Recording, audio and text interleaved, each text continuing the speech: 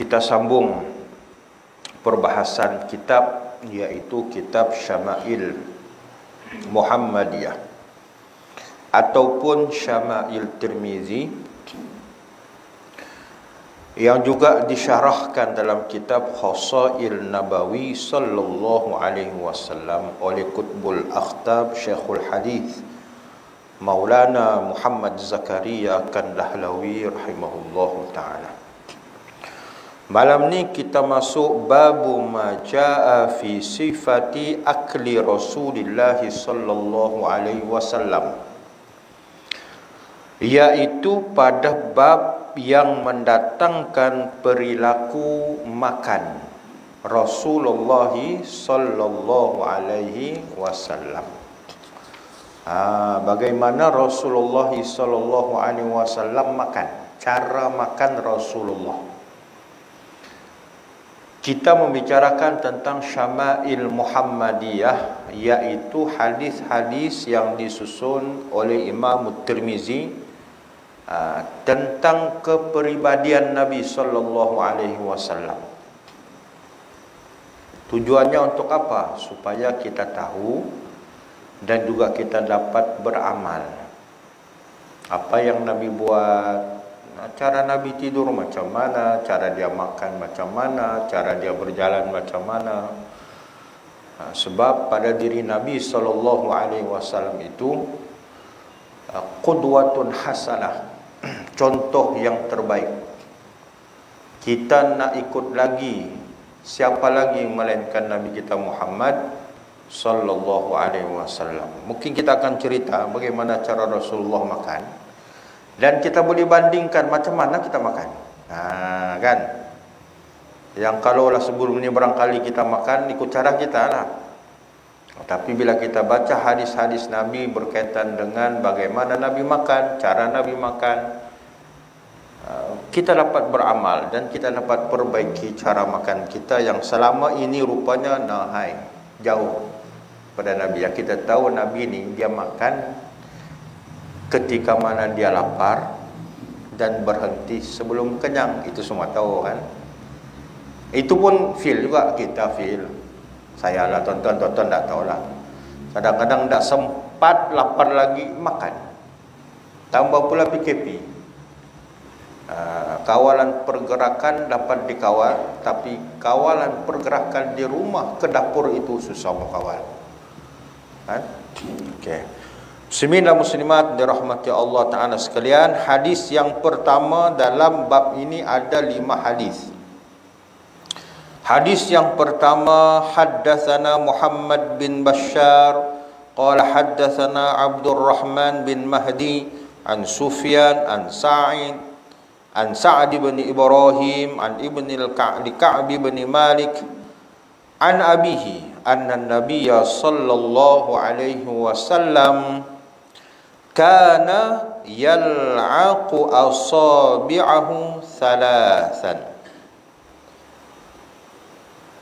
Daripada Ka'ab bin Malik berkata, tadi disebut haddatsana an itu dia punya sanad.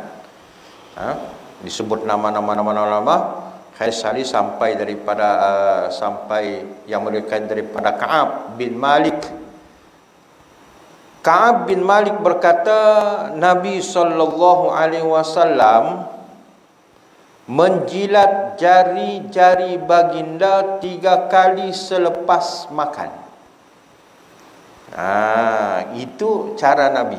Bila lepas makan, Nabi akan menjilat jarinya, 3 jarinya itu selepas makan sebelum basuh tangan.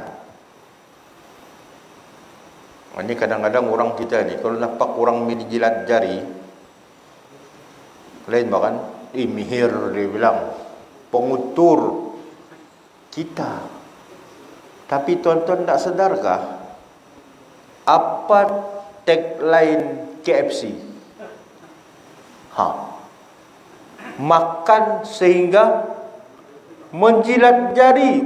Itu ikut sunnah tu. Tengok. Kita orang Islam sepatutnya ikut cara Nabi makan. Tidak begitu. Bahkan kalau kita jilat jari itu, ditanya lagi, tidak cukup kau makan enggak? Ini kena kita ambil perhatian sungguh-sungguh, tuan-tuan.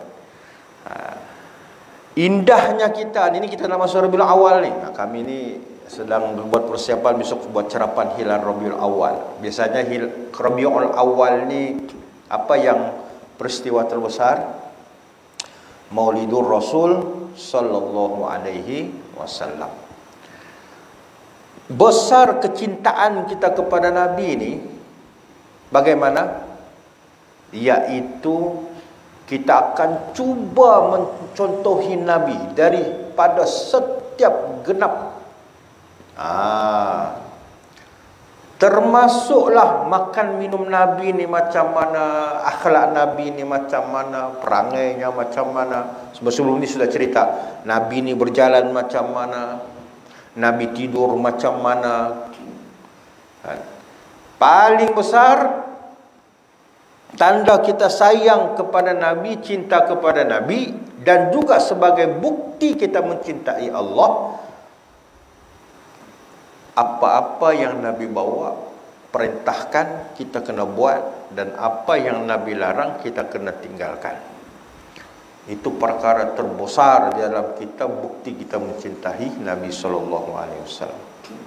Hari ini boleh duduk dalam majlis ilmu, hari ini boleh datang berjemaah di masjid, di surau.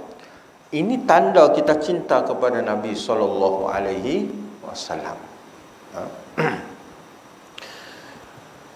Ka'ab berkata tadi, dia kata apa, Nabi ni ketika mana lepas makan, kana yal'aqu asabi'ahu thalathan. Rasulullah SAW menjilat jari-jari baginda 3 kali selepas makan. Hadis lain mengatakan yal'aqu asabi'ahu thalathan. Rasulullah SAW menjilat ketiga-tiga jari baginda. Maknanya Rasulullah menjilat jari itu ketika mana lepas makan sebelum cuci tangan. Hukumnya mustahab, disunatkan. Kitalah yang ikut ni. Menurut sebahagian ulama, menjilat jari 3 kali adalah mustahab berdasarkan hadis ini. Okey. Mullah Ali Qari rahimahullahu ta'ala berkata, bukan jilat jari 3 kali, tetapi menjilat 3 jari yang akan dijelaskan nanti. Okey. Maknanya kita akan tengok hadis-hadis bagaimana Nabi jilat jari. Jari apa yang disebut 3 jari itu, jari apa? Tapi jari kita semua ada nama apa kan? Ibu jari, jari telunjuk, jari tengah. Ini jari apa ini? Jari manis kan? Ini jari telingking, jari kelingking, gitu. Ada nama-nama dia. Tapi Nabi dia lepas makan, dia menjilat jari 3 jari itu sebanyak 3 kali. Ada kata sebanyak 3 kali. Ada kata setiap jari itu dijilat 3 kali. Cara jilat John. Okey, kita akan tengok hadis seterusnya. Hadis yang kedua.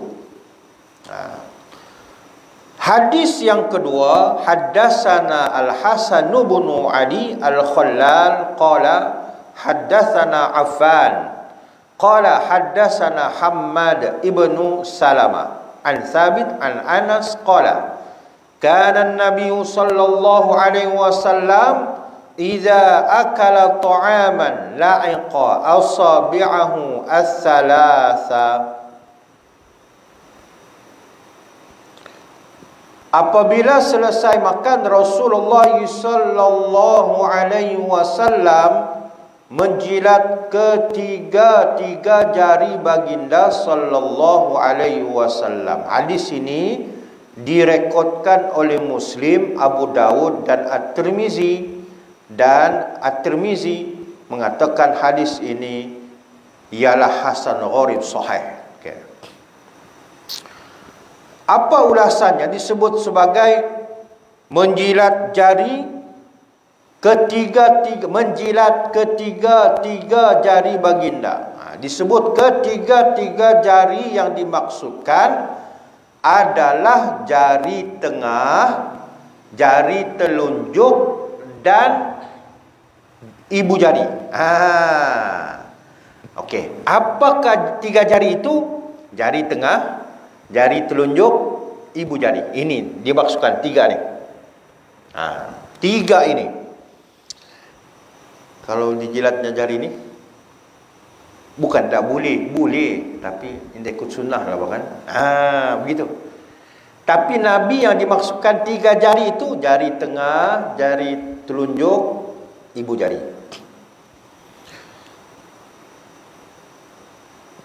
Amalan mulia Rasulullah SAW makan dengan tiga jari sahaja, walaupun ada riwayat menyebut baginda juga makan dengan 5 jari. Okey. Antara cara Nabi makan ni, Nabi ni dia makan guna 3 jari je. Makan roti, makan apa segala makan dah, dia guna 3 jari je. Gitu. Tapi mungkin ikut orang bilang jenis makanan juga bahkan. Tapi Nabi ni apapun dia makan 3 jari je. Juga ada yang mengatakan 4 jari dia pakai, 5 jari. Tapi disebut di sini Nabi ni makan menggunakan 3 jari sahaja. Kebanyakan hadis mengatakan 3 jari sahaja. Ibu jari, jari syahadah, tu jari telunjuk ni, ataupun dan jari tengah. Hikmah dia apa dia? Bila makan 3 jari ni, hikmah dia, suapannya menjadi kecil dan seseorang itu tidak akan makan banyak. Gitu. Kita mana boleh makan nasi 3 jari saja, baru pula nasi itu macam gunung Everest. Bila mau habis. Tu kadang-kadang makan tuan-tuan dikasih penyet-penyetnya lagi, kena pula kuah kari. Mana ada kepuasan tuan-tuan ni makan 3 jari. Nada kita ni terus makan guna 5 jari kan? Tapi ialah kan, itu Nabi SAW. Dalam makan pun penuh ketertiban, penuh dengan akhlak. Muslimin dan muslimat yang dirahmati Allah Subhanahu wa taala sekalian. Imam Nawawi rahimahullah taala berkata, kesimpulan dari hadis-hadis ini kita dapati bahawa makan dengan 3 jari adalah mustahab, disunatkan. Sepatutnya disunatkan. Okey. Kerana itu jari yang keempat dan kelima tidak harus digunakan sekiranya tidak diperlukan. Mana tak ada keperluan, tak payah gunalah. Tapi kalau ada keperluan, boleh guna. Tetapi jika makan dengan 3 jari itu susah, maka semua jari boleh digunakan. Ustaz, susah aku mau makan. Tahu kalau makan nasi 3 jari ni, ya kita jenis makan nasi kan. Makan nasi, payah kan. Jadi maknanya nak makan guna tak ada masalah pun. Tak ada masalah. Janganlah kita anggap, Nabi makan, jangan menyusahkan kita. Makanya bila Nabi kita mampu ikut sila. Tapi jangan sampai kita nak mengejar perkara sunnah, kita pula jadi mudarat. Itu tak mau. Dalam Islam tak mau begitu. Maknanya bab sunat ni kemampuan kita ikut sila. Tapi ialah perkara sunat ni, kalau kita mampu buat, nikmat dia rasa lain. Kan? Itulah perkara sunat ni, benda yang kau buat kau dapat pahala. Kau tidak buat tidak dapat apa-apa. Tapi tuan-tuan, orang bilang bukan benda yang wajib. Wajib ni kau kena buat. Tidak kau kena buat. Tapi sunat ni, itulah dalam perkara sunat ni, semakin banyak kita buat perkara sunat, kita akan merasa nikmat dalam beribadah. Macam contoh sembahyang 5 waktu sehari semalam. Yes, itu jaga, kita jaga. Tak akan kita kurangkan, tak akan kita lebihkan. Memang sudah ada dia punya SOP.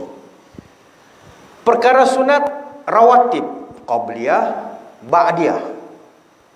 Bukan semua orang, dia sunat, perkara sunat, tapi bukan semua orang mampu buat.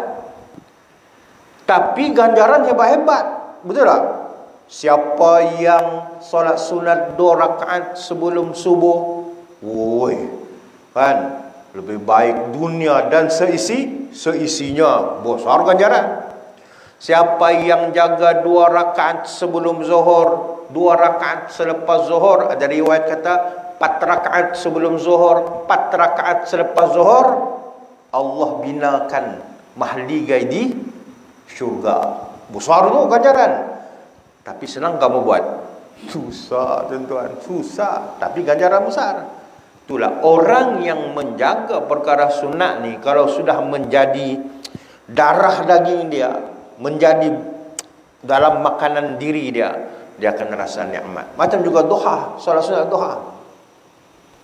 Solat sunat duha tuan-tuan, bukan susah pun. Alah, paling sikit dah 2 rakaat saja. Jangan buat banyak-banyak. Duha ni boleh buat 4, boleh buat 8, ada juga kata boleh buat 12. Itu paling banyak kali itu. Tapi janganlah buat sekali, buat 8 rakaat. Lepas tu besok dah buat sudah. Bila pula buat tahun depan. Biar sikit tapi istiqamah. Tuan-tuan, kalau ini kita dapat amalkan, insya-Allah, itulah kita pun dengar dimurahkan rezeki, dibukakan pintu rezeki, dikeluarkan daripada itu sampingan, ganjaran yang Allah akan bagi. Tapi buat sahaja sampai kita rasa nikmat, insya-Allah. Jadi tuan-tuan dirahmati Allah Taala sekalian, begitulah juga Nabi ini makan 3 jari. Kan 3 jari. Imam Nawawi kata mustahab, hukumnya sunat. Sebab Nabi buat begitu. Mampu tak kita buat? Mampu, sila. Tapi kalau kita jenis makan nasi, kalau 3 jari pun tak boleh. Tak mampu, guna 4 jari. 4 jari pun susah. Jari telingking ni kalau cedera, susah juga kita mau kaut nasi tu. Macam kalau kita mau kaut nasi tu macam jin tulak pula kan. Traktor tu. Payah. Suap lagi satu hal lagi.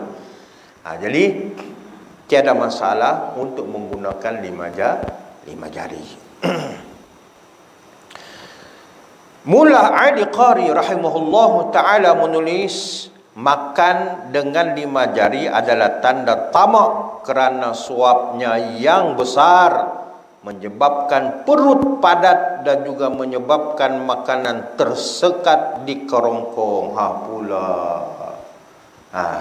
Sekali-sekala try bahkan 3 jari, try je lah kan. Tapi kalau 5 jari dia kata terlalu sangat, itulah menyebabkan kadang-kadang ialah tidak terkawal, kena pula lok sedap-sedap lagi. Aduh, niat di hati tak mau menambah, tapi macam mana juga menambah juga je dah.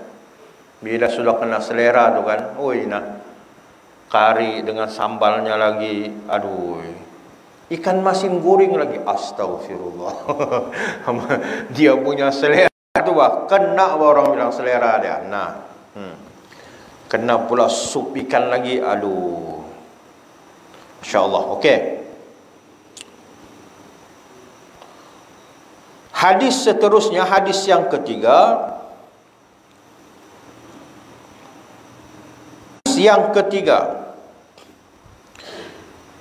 An Abi Juhaifa qala an-nabiy sallallahu alaihi wasallam, amma ana fala akulu muttaki'an. Amma ana fala akulu muttaki'an. Sungguh aku tidak makan sambil bersandar. Maknanya Nabi ni bila makan dia tidak sambil bersandar. Ya, makan kalau duduklah. Cara duduk Nabi pun ada cara dia. Nanti kan cerita sini.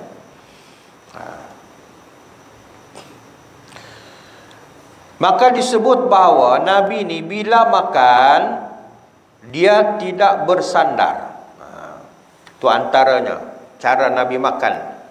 Makanya dia tiada bersandar. Hari ini kadang-kadang kita iyalah duduk di kerusi lagi kan. Oi, sandar. Di rumah, oi. Macam dia bilang duduk bersandar, lepas tu letak pula piring di atas perut. Oi, nah, lagi nyaman. Ya? Kemudian hadis seterusnya,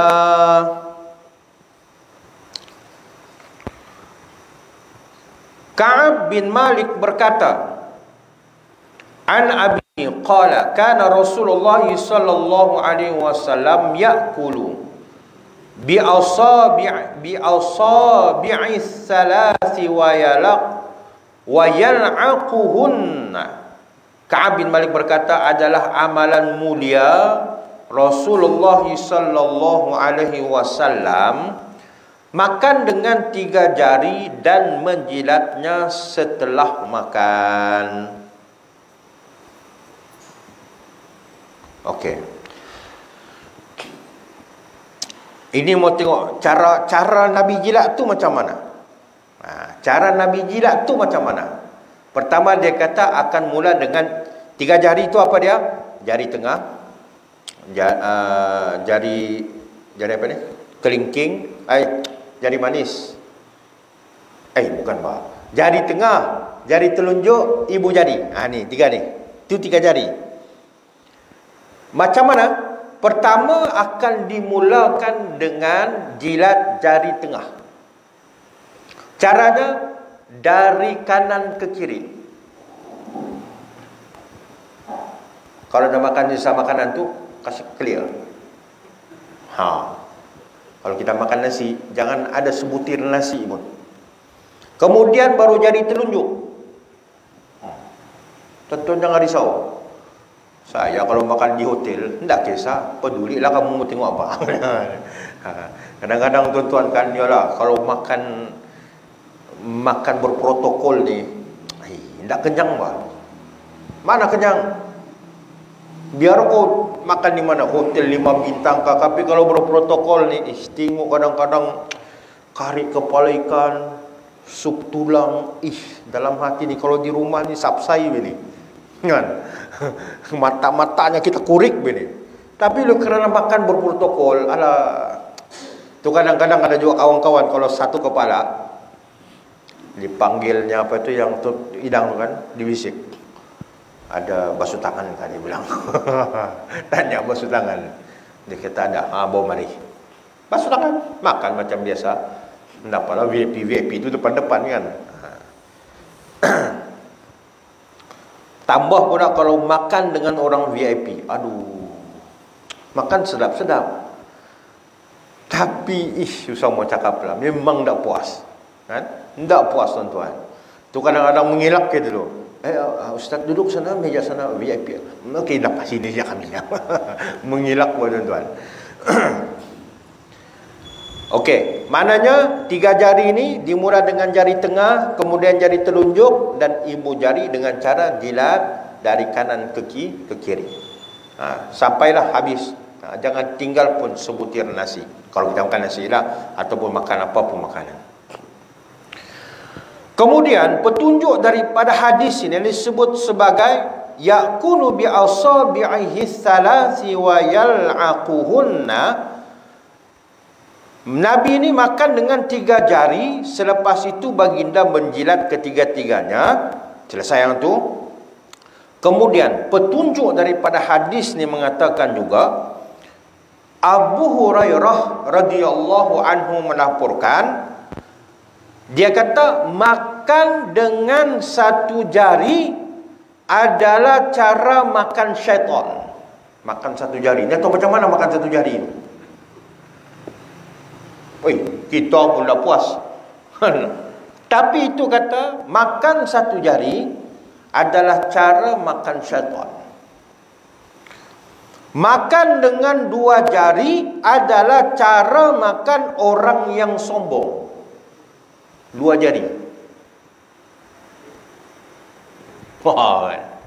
Itu kan? Tapi tak boleh bayang makan nasi macam mana 2 jari.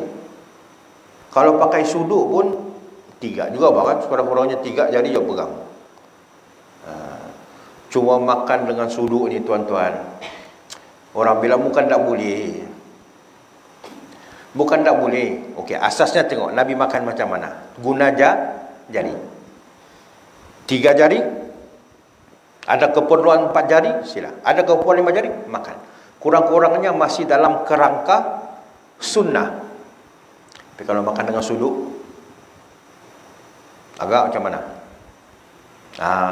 Tapi kalau dalam satu majlis yang kita rasa ialah mungkin ada mudarat lebih, kalau kita tak pakai suduk, nak pakai suduk berdosa tak? Tak berdosa, tak berdosa.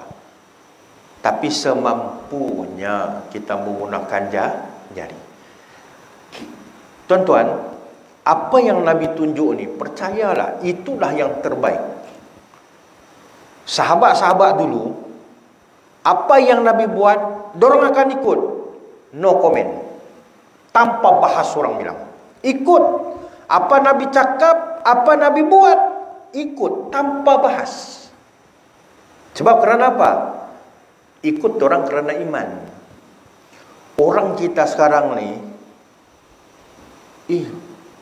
makan pakai jari, orang semua pakai suduk, dia bilang. Bukan dia tahu makan pakai jari itu sunnah kan, dia tahu. Tapi ada lagi perbahasan tu kan. Ada lagi kenapa? Jawapan ada lagi sehingga orang buat kajian. Apa hikmah di sebaliknya orang makan pakai jari ni? Kita biasa mungkin semua biasa ni.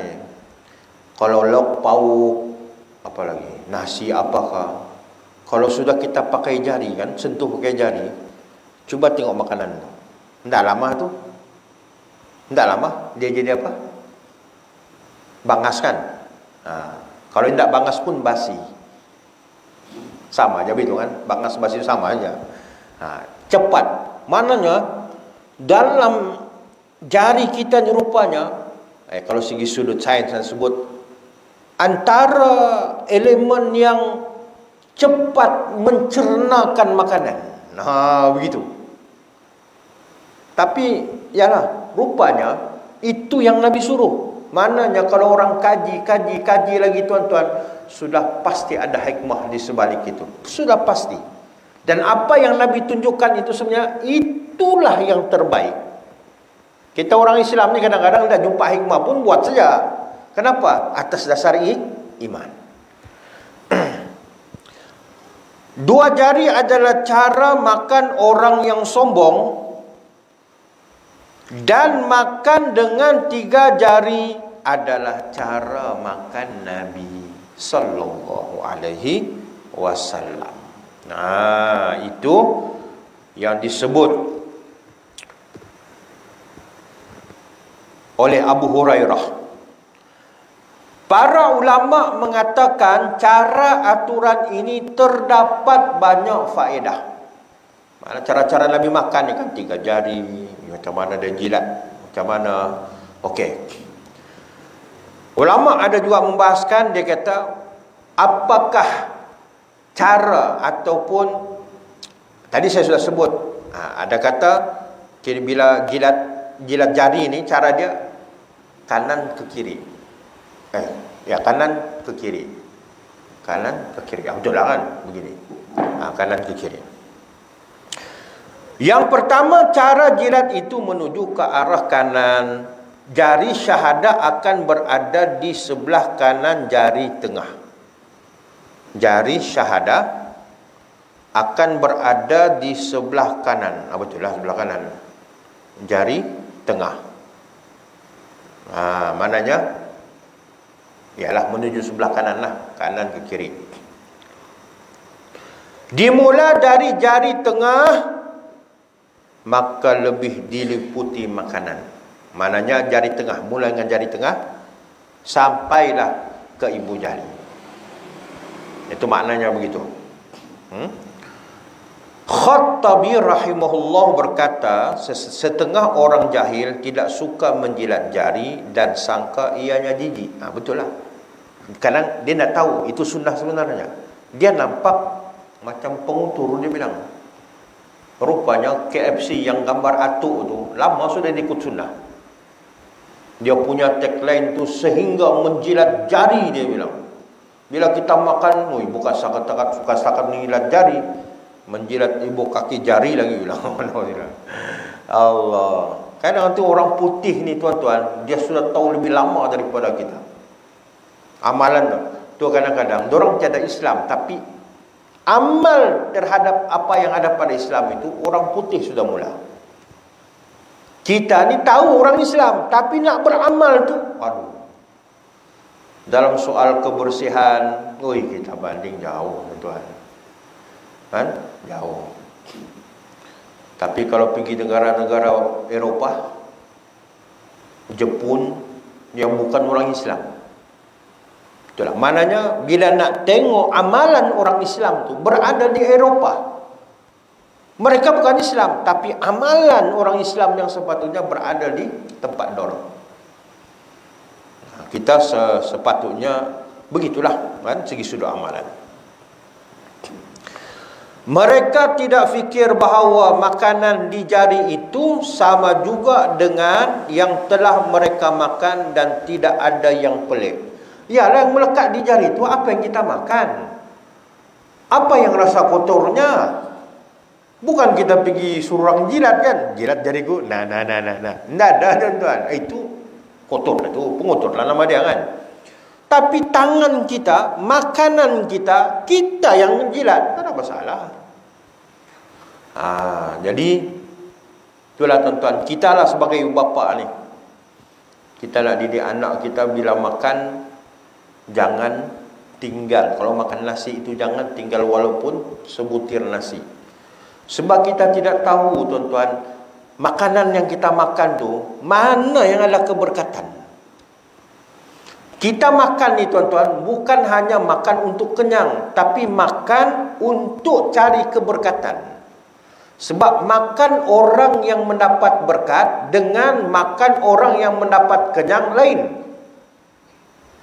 Kalau makan orang hanya semata nak kenyang, boleh dia kenyang, tapi kenyangnya itu akan memalaskan dia untuk beribadah. Tapi makan seseorang yang makan untuk nak mendapatkan keberkatan daripada apa yang dia makan sedikit pun tak ada masalah, tapi ibadah dia terus jalan. Hari ini ramai orang makan, ibadah habis. Belum lagi kita diuji masa bulan Ramadan kan. Pagi nak berbuka, itulah makan. Mujur kita tarawih di rumah kan. Tapi kadang-kadang ada juga yang kecundang. Jangan sebut buat 20 rakaat. Tidak buat dah. Buat 8 rakaat. Itu pun boleh lagi dikasih KIV. Ada, tuan-tuan. Kadang-kadang tanya lagi, Ustaz, tarawih ni 8 rakaat sajakah paling sikit? Ini adakah yang paling sikit lagi, dia bilang. Tanya lagi yang paling sikit. Tu kadang-kadang, tuan-tuan, bab makan ni kita diuji sungguhlah. Betul. Sangat-sangat kita diuji. Orang mengamuk sekarang ni pun kerana apa? Kerana perutlah untuk diisi bab makan. Kadang kita diuji dengan PKP ni kan. Tak boleh pergi ke mana-mana dan sebagainya. Itu ujian. Namun bila atas ujian tersebut kita akan jadi susah. Tapi pada hakikatnya dalam bab makan ni, tuan-tuan, cari keberkatan, bukan cari semata-mata kenyang. Kemudian Ibnu Hajar rahimahullah berkata, jika seseorang rasa perbuatannya memalukan, itu boleh diterima, tetapi menganggap mana-mana perbuatan Rasulullah SAW adalah memalukan, ia adalah bahaya dan seseorang boleh jatuh kufur. Ini berhati-hati. Mungkin dia nampak kita makan ini, nampak pengutur, dia bilang. Kalau dia hanya sekadar nampak perangai itu hanya pengutur pada dia, saya tak apa. Tapi kalau dia beranggapan, dia tahu benda itu sunnah, baru dia nampak hina lagi, menghina orang menurut sunnah ni, mana ada itu boleh jatuh kufur. Jadi berhati-hatilah. Tapi kalau kita beramal orang cakap-cakap tu, ya anggap dia dah tahu lah. Tapi kalau dia tahu itu sunnah, orang sedang buat, kau cakap juga pengutur dan sebagainya, maknanya engkau sedang menghina sunnah Rasulullah, dan ini boleh jatuh kufur. Okay, hadis yang terakhir. Hadis yang terakhir. Utiya Rasulullah sallallahu alaihi wasallam bitamrin faraaituhu ya'kul wa huwa muqim minal ju'. Anas bin Malik berkata, Rasulullah sallallahu alaihi wasallam pernah dihidangkan kurma. Aku melihat baginda makan kurma itu sambil duduk iqa' kerana lapar. Duduk iqa' ni macam mana? Duduk iqa' ni tuan-tuan, duduk kaki kanan kita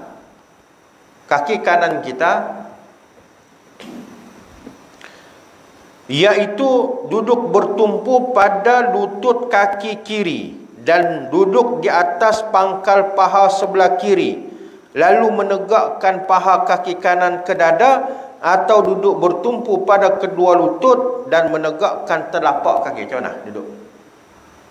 Cuba boleh tunjuk sikit tak? Saya kalau dia gitu. Duduk begini, itu adalah sunnah. Tapi susah bah kita duduk begitu kan di rumah. Tapi kalau boleh buat, alhamdulillah. Anak-anak kita yang belajar di mana? Di pasti orang ikut sunnah belakang tu.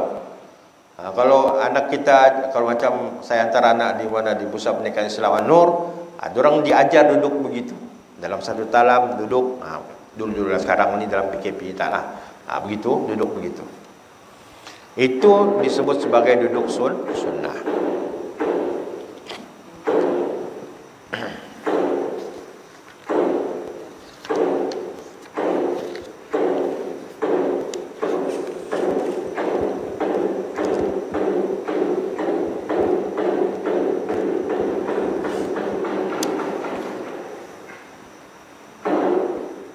Macam pecah gendang dia. Okey, kesimpulannya Rasulullah makan dengan tiga jari. Jari tengah, jari telunjuk, ibu jari. Kemudian Rasulullah menjilat jarinya selepas dia makan, sebelum dia basuh tangan. Okey. Kemudian Rasulullah dia duduk macam mana? Kalau dia makan ataupun dia minum, dia duduk secara iqa'. Iqa' ni duduk macam tadi itulah, semua tengok tadi kan. Begitu cara duduk Rasulullah sallallahu alaihi wasallam, dan itulah kesimpulannya dalam cara makan Nabi sallallahu alaihi wasallam. Tuan-tuan, mudah-mudahan insya-Allah 5 hadis pada malam ni berkisar dengan tajuk kita pada malam ni. Mudah-mudahan kita dapat beramal.